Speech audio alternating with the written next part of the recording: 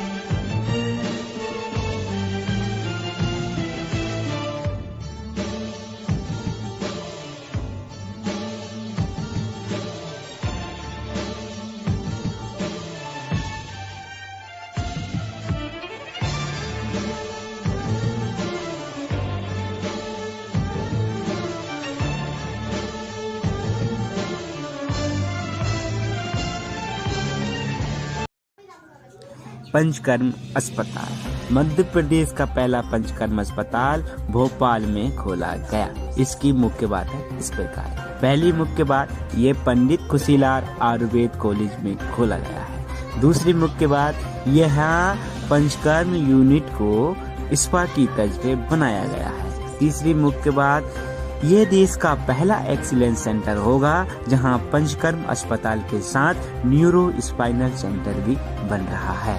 यहाँ किन बीमारियों का इलाज किया जाएगा? मिर्गी, लकवा, शून्यपन जैसी बीमारियों का।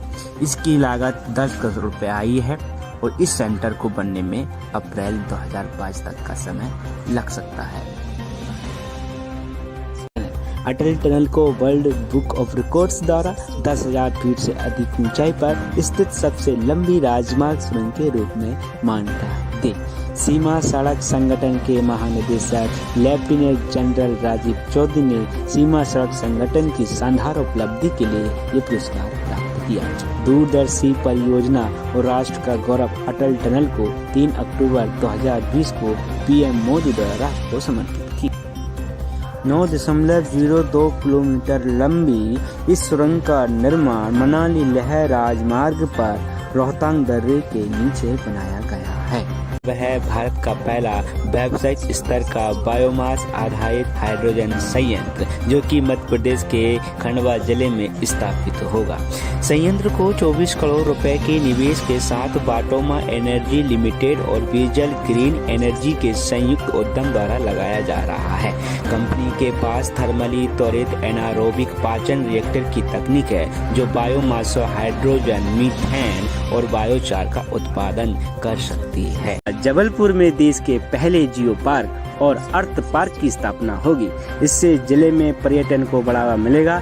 दुनिया भर के शोधार्थियों के लिए भी जबलपुर अध्ययन केंद्र बन सकेगा। खास बात यह है कि दोनों प्रोजेक्ट के लिए नगर निगम, प्रदेश सरकार और केंद्र सरकार से स्वीकृति मिल गई है।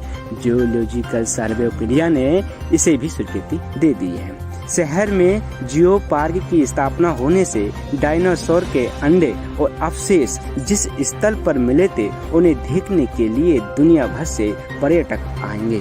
लम्हेटा घाट और चीता पहाड़ को पहचान मिलेगी। मदन महल पहाड़ी पर शिलाओं का अद्भुत संतुलन, पर्यटन में क्रोकोडाइल के लिए सर्वश्रेष्ठ परिस्थितियां, मानव जीवन के उद्भव, विकास के रहस्यों को समेटे नर्मदा की करोड़ों साल पुरानी चट्टानें दुनिया भर के शोधार्थियों के शोध का विषय बनेंगी।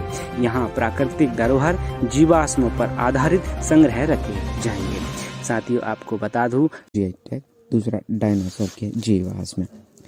जीआई टैग चनौली फसल को मिला है। चनौली फसल बालाघाट की एक फसल है जो चने की सफेद प्रकार की किस्म है। दूसरी बड़ी खबर डायनासोर के जीवाश्म। ये जीवाश्म बड़वानी के तहसील बरला तहसील के हिंगवा गांव के पास के जंगल में मिले हैं। इसकी पुष्टि इंदौर पुरातत्व विभाग ने की है। ये साबित करता है कि नर्मदा सभ्यता बहुत पुरानी है। मध्य प्रदेश में किसानों के लिए फसल उपार्जन की प्रक्रिया पारदर्शी और सरल बनाई गई है, जिसके परिणाम स्वरूप साल 2020-21 में मध्य प्रदेश देश का सर्वोच्च गेहूं उपार्जन करने वाला राज्य बन गया है। आज रविदास जयंती है। माघ मास की पूर्णिमा रविवार के दिन उनका जन्म उत्तर प्रदेश के वाराणसी के एक गांव में हुआ था।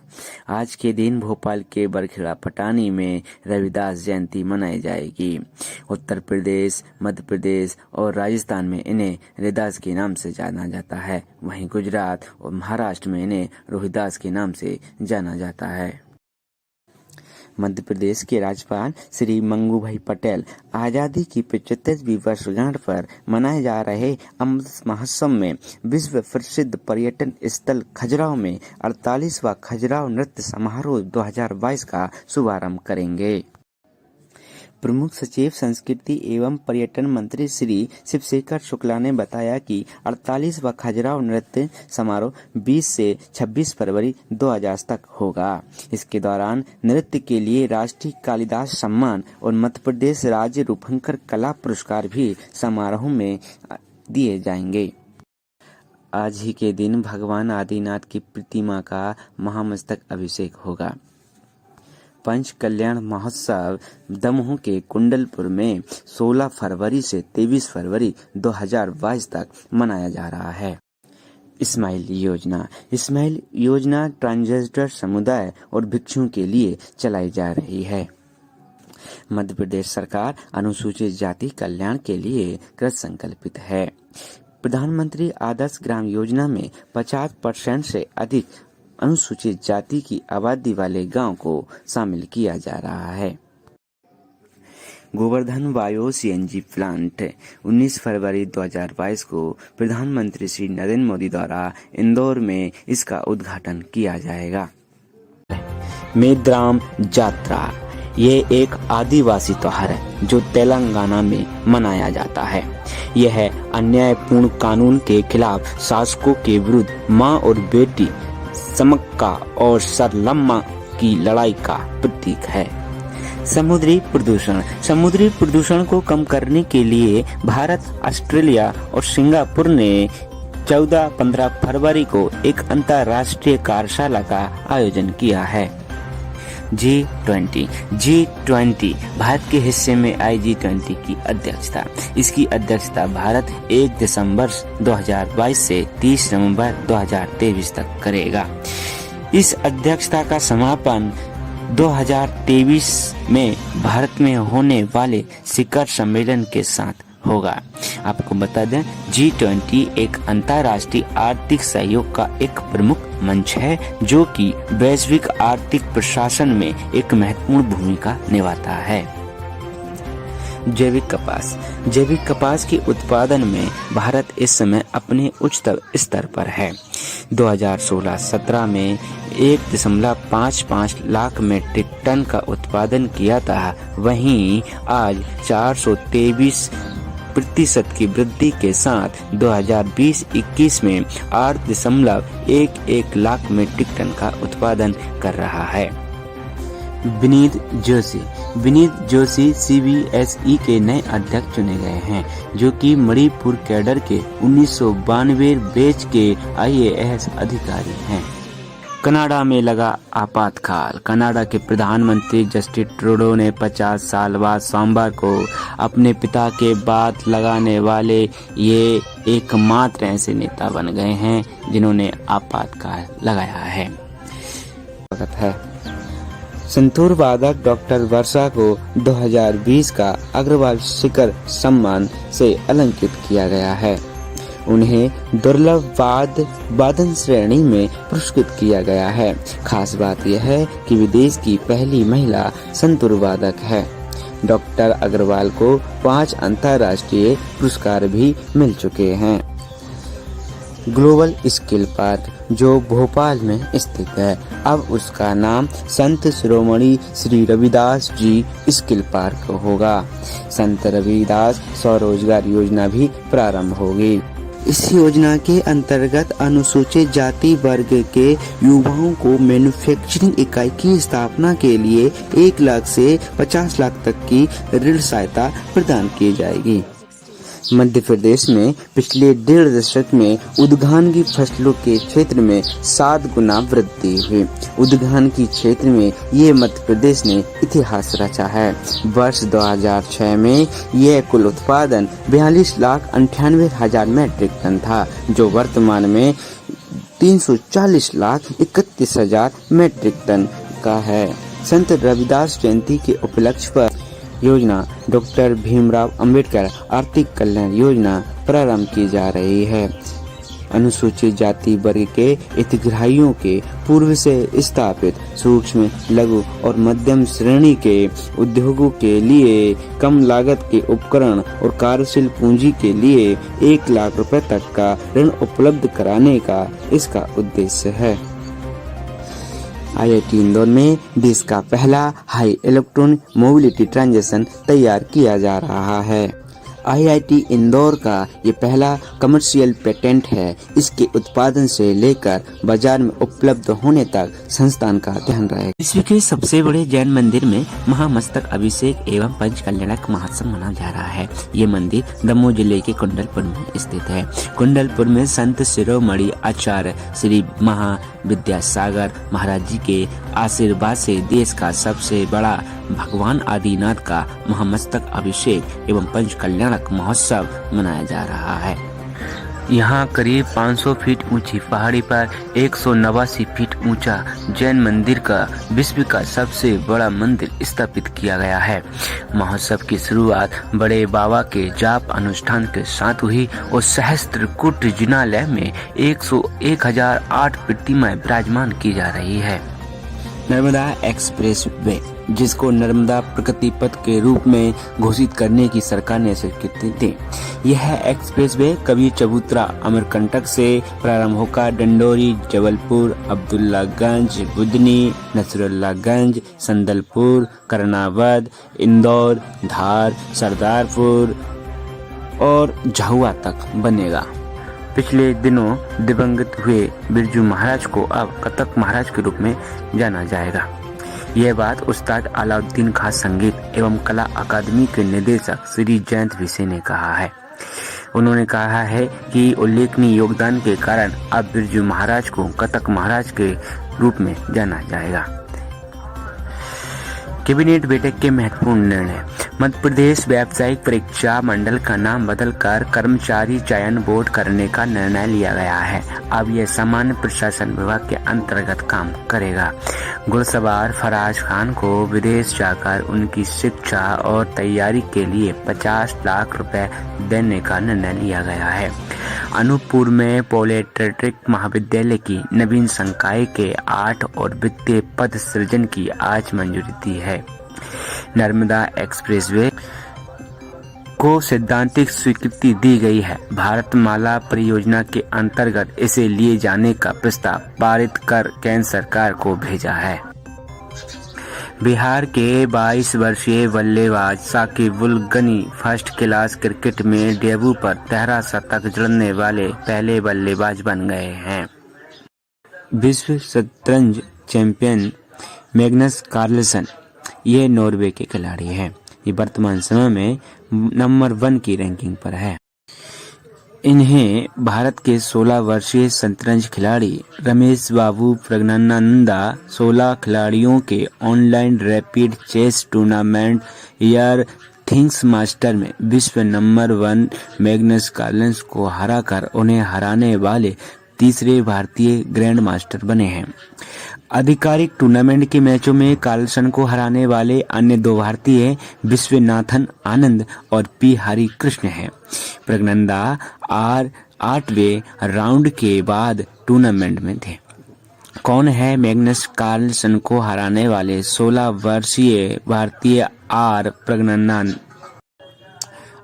प्रज्ञानंदा का जन्म 10 अगस्त 2005 को चेन्नई, तमिलनाडु में हुआ था। उन्हें 12 साल 10 महीने और 13 दिन की उम्र में ग्रैंड मास्टर टाइटल मिला था और इसे पाने वाले ये 5वें सबसे युवा शतरंज खिलाड़ी थे।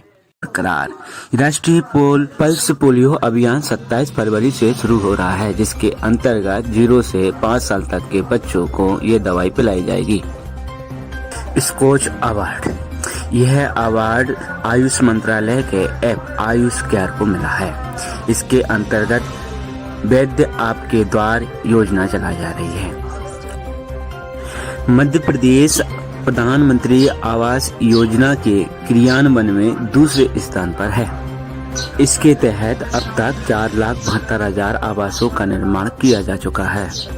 इसके तहत 2,50,000 का अनुदान उपलब्ध कराया जाता है, जिसमें केंद्र का अंश 1,50,000 और 1 लाख राज्य का अंश होता है। दादा साहेब फाल्के अंतर्राष्ट्रीय फिल्म महोत्सव पुरस्कार 2022 की घोषणा हो चुकी है, जिसमें फिल्म ऑफ द ईयर का अवार्ड पुष्पा फिल्म को मिला है। वहीं सर्वश्रेष्ठ फिल्म का अवार्ड शेरशाह को और सर्वश्रेष्ठ अभिनेता का पुरस्कार रणवीर सिंह को तथा सर्वश्रेष्ठ अभिनेत्री का पुरस्कार कृति सेनन को मिला है। सीएम हेल्पलाइन में छिंदवाड़ा प्रदेश भर में अव्वल पर है। भारतीय हॉकी टीम में मध्य प्रदेश से 2 खिलाड़ियों का चयन हुआ है। एक है बिच्चू देवी और दूसरी इशिका चौधरी। भुवनेश्वर में स्पेन से होने वाले मुकाबले में भारतीय टीम का प्रतिनिधित्व करेंगे। चीता लाने की कवायद लंबे समय से चली आ रही है। आखिर मध्य प्रदेश की टीम साउथ अफ्रीका में पहुंची गई। नाम्बिया में उप प्रधानमंत्री और स्पीकर से मुलाकात की। इस टीम में वन विभाग के प्रमुख सचिव अशोक बर्णवाल और chief wildlife warden JS Chauhan शामिल है। यह दल 28 को भोपाल लौटेगा। यहाँ बता दें कि नाम्बिया को चीतों की राजधानी कहा जाता है। प्रदेश के 17 हाईवे पर 1 अप्रैल से टोल टैक्स नहीं लगेगा। यहाँ केवल कमर्शियल गाड़ी ही टोल देगी। सरकार ने बैठक में मध्य प्रदेश सड़क विकास निगम के तहत 17 मार्गों पर users free collection toll tax लंबी की मंजूरी दी है। इसमें खटकिया से बीनागंज मार्ग भी शामिल है। राजधानी भोपाल में अगले महीने से एयर पोल्यूशन की तरह वॉइस पोल्यूशन की भी 24 घंटे मॉनिटरिंग होगी। अगले महीने शहर में 4 स्थानों पर रियल टाइम एविएंट वॉइस मॉनिटरिंग सिस्टम लगेंगे। मध्य प्रदेश में भोपाल पहला शहर होगा जहां ये मॉनिटरिंग सिस्टम लागू होगा। Pachmarhi tiger safari private public partnership mode पर प्रदेश की पहली टाइगर सफारी पचमढ़ी में बनाई जा रही है। पहले चरण में पचमढ़ी में हवाई पट्टी के नजदीक 50 हेक्टेयर भूमि का चयन किया गया है, जिसमें बड़ा भाग बनाकर बाघों को रखा जाएगा। मध्य प्रदेश की सबसे ऊंची व्यावसायिक इमारत के रूप में तैयार होगा इंदौर का तीसरा IT पार्क। तीसरे IT पार्क का बजट पहले 150 करोड़ रुपए था, जो अब बढ़कर 393 करोड़ रुपए हो गया है। क्रिस्टल IT पार्क को शेष के रूप में अधिसूचित किया गया है। तीसरे IT पार्क के लिए खंडवा रोड पर 5 एकड़ जमीन पहले ही खरीद ली गई है। प्रदेश की पहली डेयरी एस्टेट का लोकार्पण 24 फरवरी को जबलपुर जिले के खमरिया में होगा। डेयरी एस्टेट में पशुओं की चिकित्सा के लिए 2 अस्पताल बनाए गए हैं, जिनमें डॉक्टर और कंपाउंडर सहित स्टाफ की नियुक्ति की गई है। वन विहार से 16 चीतल खिवनी अभयारण्य के लिए हुए स्थानांतरित। वन विहार राष्ट्रीय उद्यान भोपाल से प्रदेश के अन्य संरक्षित क्षेत्रों में चीतल स्थानांतरित किए जा रहे हैं। बुधवार को यहां से 16 चीतल वन मंडल देवास के खिवनी अभयारण्य स्थानांतरित किए गए हैं। उल्लेखनीय है कि वन विहार राष्ट्रीय उद्यान से 130 चीतल अब तक अन्य संरक्षित क्षेत्रों में स्थानांतरित किए जा चुके हैं। मध्य प्रदेश सरकार जनता को शुद्ध खाद्य पदार्थ देने के लिए कृत संकल्पित है। इसके लिए मिलावट से मुक्ति अभियान संचालित है। प्रदेश भर में 15 चलित खाद्य प्रयोगशालाएं भी संचालित है। खाद्य प्रयोगशालाओं में 10 रुपए में मिलावट की जांच होती है। केंद्र सरकार ने PM केयर्स फॉर चिल्ड्रन योजना की समय अवधि बढ़ाकर 28 फरवरी तक कर दी गई है। इस योजना का उद्देश्य कोविड-19 महामारी में माता पिता को खोने वाले बच्चों की व्यापक देखभाल और सुरक्षा सुनिश्चित करना है। वेदांता समूह ने राजस्थान के बाड़मेर में खोजा नया तेल भंडार। यह तेल भंडार रेगिस्तानी क्षेत्र में मिला है, जहां कंपनी का प्रचुर तेल क्षेत्र है। पहली महिला क्रिकेट अकादमी। मध्य प्रदेश के शिवपुरी में स्थित माधवराव सिंधिया खेल परिसर में देश की पहली राज्य स्तरीय क्रिकेट एकेडमी की स्थापना की जा रही है। ये सरकार द्वारा संचालित देश की पहली महिला क्रिकेट एकेडमी होगी। बता दें, माधवराव सिंधिया खेल परिसर शिवपुरी में है। प्रदेश की पहली संस्कृत फिल्म फेस्टिवल। मध्य प्रदेश के उज्जैन में पहली बार संस्कृत फिल्म फेस्टिवल शुरू हुआ है।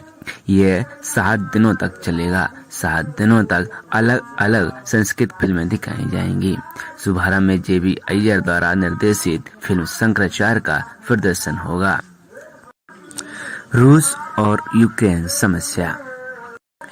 सोवियत संघ के विघटन से रूस यूक्रेन क्रीमिया के बीच विवाद शुरू हुआ। 18 मार्च 2014 को रूस द्वारा क्रीमिया को औपचारिक तौर पर कब्जा लिया। विवाद का प्रमुख कारण नाटो का पूर्व की तरफ बढ़ना है। यूक्रेन द्वारा नाटो देशों के साथ संयुक्त सैन्य अभ्यास और अमेरिकी एंटी टैंक मिसाइल को जैसे हथियारों को हासिल करना है। रूस के बाद यूक्रेन यूरोप का दूसरा सबसे बड़ा देश है। यूक्रेन के पास काला सागर के पास अहम पोत है। रूस लिखित रूप में यह चाहता है कि नाटो पूर्व की ओर न बढ़े। बता दें, NATO North Atlantic Treaty Organisation है, जिसमें कुल 30 सदस्य हैं। रूस और यूक्रेन। रूस की राजधानी मॉस्को है, वहीं यूक्रेन की राजधानी कीव है। रूस के राष्ट्रपति व्लादिमीर पुतिन, यूक्रेन के राष्ट्रपति व्लादिमीर जेलेंस्की। मुद्रा रूस की रूबल है, वहीं यूक्रेन की मुद्रा रिविनिया है। विघटन रूस का 1991 में हुआ था, वहीं यूक्रेन की स्थापना 24 अगस्त 1991 को हुई थी। केंद्र सरकार ने दी मध्य प्रदेश को सौगात। मालवा क्षेत्र को मिली 11 परियोजनाएं। प्रमुख परियोजना इस प्रकार है। पहले, राष्ट्रीय राजमार्ग क्रमांक 752D। यह है उज्जैन गरुड़। यह है जो इंदौर एवं देवास को उज्जैन गरुड़ सड़क से दिल्ली मुंबई सड़क को जोड़ती है।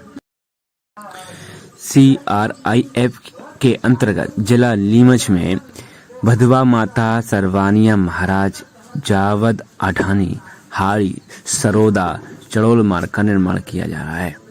यह मार्ग मध्य प्रदेश के नीमच जिले को राजस्थान के चित्तौड़गढ़ जिले को जोड़ता है। इस मार्ग के निर्माण से 2 राज्य जुड़ने से व्यापार और ग्रामीणों को आवागमन में लाभ। भादवा माता मंदिर आने जाने वालों दर्शनार्थियों को सुगम मार्ग प्राप्त होगा। अभी हाल ही में हुए पंचकल्याणक महोत्सव के दौरान कुंडलपुर और बांदकपुर चर्चा में थे। इन्हीं 2 क्षेत्रों को पवित्र क्षेत्र घोषित किया गया है, जहां मांस और शराब पर पूरी तरह से प्रतिबंध होगा। एशियन चैंपियनशिप में आर्यन और प्रज्ञा का चयन। मध्य प्रदेश राज्य फेंसिंग अकादमी के खिलाड़ी आर्यन सैन और प्रज्ञा सिंह का चयन एशियन फेंसिंग चैंपियनशिप के EP इवेंट में हुआ है। एशियन फेंसिंग चैंपियनशिप 24 फरवरी से 3 मार्च तक उज्बेकिस्तान के ताशकंद में होने जा रहा है। मध्य प्रदेश राज्य फेंसिंग अकादमी की खिलाड़ी प्रज्ञा सिंह हाल ही में सीनियर ग्राम फी 2022 में भारतीय टीम का हिस्सा रही हैं। वहीं राष्ट्रीय प्रतियोगिता में 6 पदक जीत चुके आर्यन थाईलैंड अंतर्राष्ट्रीय प्रतियोगिता में भारतीय टीम का प्रतिनिधित्व कर चुके हैं। उल्लेखनीय है कि दोनों ही खिलाड़ी वर्षों से फेंसिंग अकादमी में मुख्य प्रशिक्षक भूपेंद्र सिंह चौहान के मार्गदर्शन में प्रशिक्षक हासिल कर रहे हैं। खेल जगत में भारत की एक ऐतिहासिक उपलब्धि कि भारत को 2023 के अंतर्राष्ट्रीय ओलंपिक समिति यानी IOC सत्र की मेजबानी के लिए चुना गया है। भारत ने पहली बार IOC सत्र की मेजबानी 1983 में नई दिल्ली में की थी। धन्यवाद।